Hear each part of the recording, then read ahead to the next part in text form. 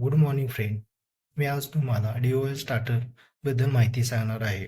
स्टार्टरसाठी आपल्याला एक कॉन्टॅक्टर लागतो. त्या कॉन्टॅक्टरमध्ये पॉवर कॉन्टॅक्टर आहे.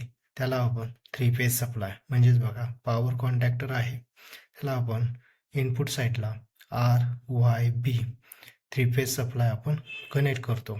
ठीक आहे. आणि कॉन्टॅक्टरचा आउटपुट टर्मिनल म्हणजेच T1, T2, T3 ला आपण लोड कनेक्ट करतो.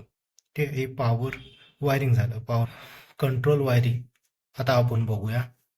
कंट्रोल वायरिंगसाठी आपल्याला 2 पुश बटन लागतात, एक स्टार्ट आणि एक स्टॉपचा. एक स्टार्टचा पुश बटन आणि एक स्टार्टचा पुश बटन कंट्रोल वायरिंगसाठी ते आपण घेतले.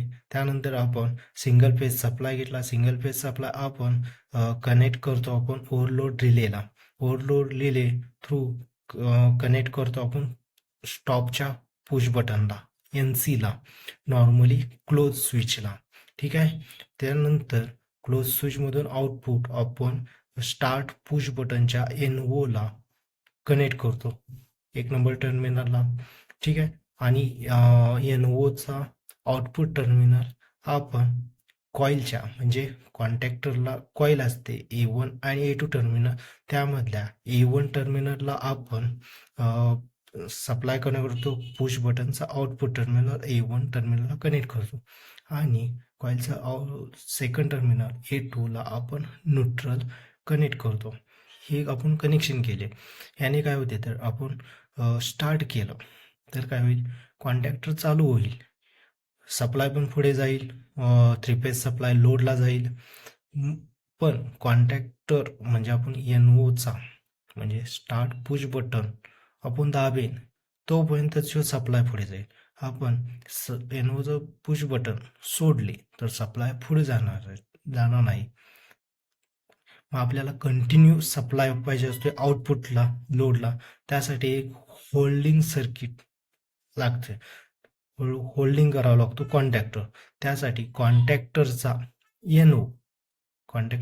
NO असतो, तो NOला आपण NCचा आउटपुट टर्मिनल आहे, तिथून एक सप्लाय घेतो. तो कॉन्टॅक्टरच्या NOच्या एक टर्मिनलला देतो आणि कॉन्टॅक्टरचा NOचं सेकंड टर्मिनल हे आपण म्हणजे कुठे NOचं स्टार्टिंग पुश बटनचं सेकंड टर्मिनलला कनेक्ट करतो, किंवा तुम्ही A1चं टर्मिनलला तिथे पण कनेक्ट करू शकता. ठीक आहे. म्हणजे आपण ऑन केला पुश बटननं, प्रेस केलं स्टार्ट बटन, तर कॉन्टॅक्टर कॉईलला सप्लाय जाणार. ठीक आहे. त्याच वेळी ह्यो NO पण ऑपरेट होणार. ह्यो कायला आत्ता नॉर्मली ओपन आहे, तो क्लोज होणार, शॉर्ट होणार. आणि म्हणजे कॉईल होल्डिंग आहे, त्यामुळं सप्लाय ह्यो पुश बटन आपण सोडलं स्टार्टिंग बटनचं तरी पण ह्यो सप्लाय NC थ्रू या कॉन्टॅक्टरच्या NOला जाणार. कॉन्टॅक्टरच्या NO टर्मिनलमधून A1ला जाणार, जो कंटिन्यू कॉईलला सप्लाय जाणार. आणि ह्यो कॉन्टॅक्टर पॉवर सप्लाय, इनपुट साईडचा सप्लाय, आउटपुट साईडला लोडला आपल्याला कंटिन्यू सप्लाय मिळत जाणार.